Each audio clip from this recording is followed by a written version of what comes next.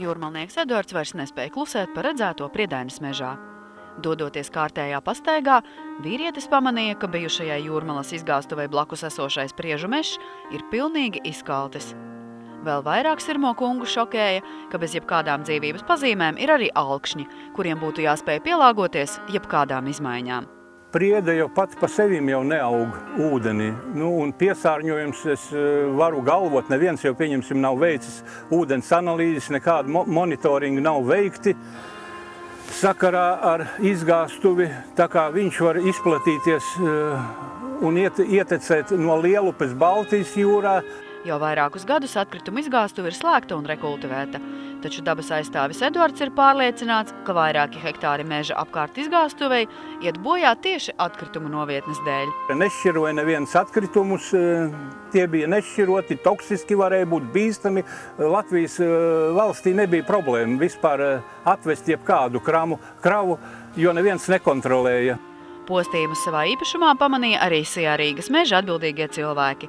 Arī viņiem ir aizdomas, ka teju vai 10 hektārus lielais Priežu mežs nokalst izgāstuves dēļ. Tad, kad rekonstruēja šo Priedaines izgāstuvi, tad šeit ir noblietēts, salikts virsū uz atkritumiem smags slānis, un kopā viņš rada spiedienu un dzen gruntsūdeņus ārā šajā mežā. Lai situāciju uzlabotu, meža saimnieki uzsāka glābšanas darbus. 8. decembrī mums ir pabeigti darbi, izrakts 170 metru grāvis gan mūsu īpašumu, kas tālāk šo ūdeni ievadītu Hapaka grāvī. Ja mēs paskatāmies ceļa vienā pusē un ceļa otrā pusē, tās līmeņa atšķirības ir. Tātad vaina ir tas, kad šeit nav noticis zem ceļa. Lai noskaidrotu koku bojājas patiesos iemeslus, Rīgas meža veiks gruntsūdeņu ķīmiskā sastāva analīzes. Mums ir jāpaņem šīs ūdens analīzes un jānosaka, vai tur nav kādas bīstamas vielas, kuras var tālāk, lai neiepludinātu kaut ko slikti iekšā tālāk Hapaka grāvī. Atkritumu novietnes apsaimniekotāji gan noliedz, ka zaļais mežs izkaltis tieši izgāstuves dēļ. 2009. gada 15. decembrī ir parakstīts valsts komisijas akts par šī objekta nodošanu eksploatācijā un veikta šīs teritorijas pilna rekultivācija, atbilstoši visiem vides aizsardzības noteikumiem, par ko liecina atbilstošie atzinumi. Jūsuprāt, sekas nav palikušas? Nē, nekādā gadījumā. Ja?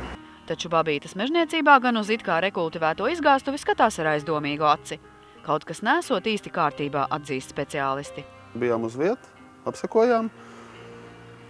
Tika nokonstatēts, ka bebri nav pie vainas, tā kā droši vien ir jātaisa kaut kāds analīzes.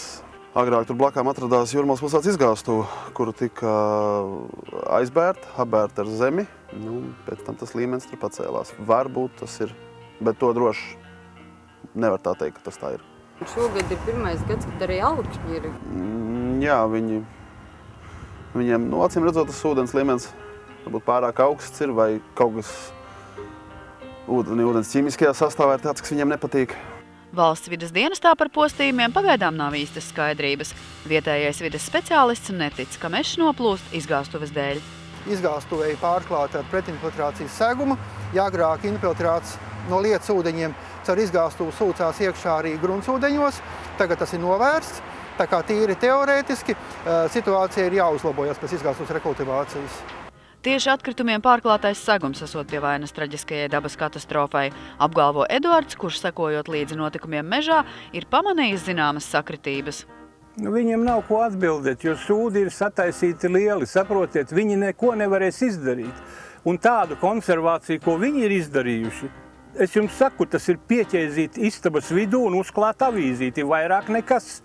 Pēc vairākām nedēļām būs pētnieku slēdziens, vai Priedaines meža gruntsūdeņos ir vai nav atrastas kaitīgās vielas, vai plūdi radušies pieļaujot kļūdas izgāstuves slēgšanas procesā, vai vienkārši tāpēc, ka Jūrmalā ir pārāk augsts gruntsūdeņu līmenis, analizēs vides speciālisti.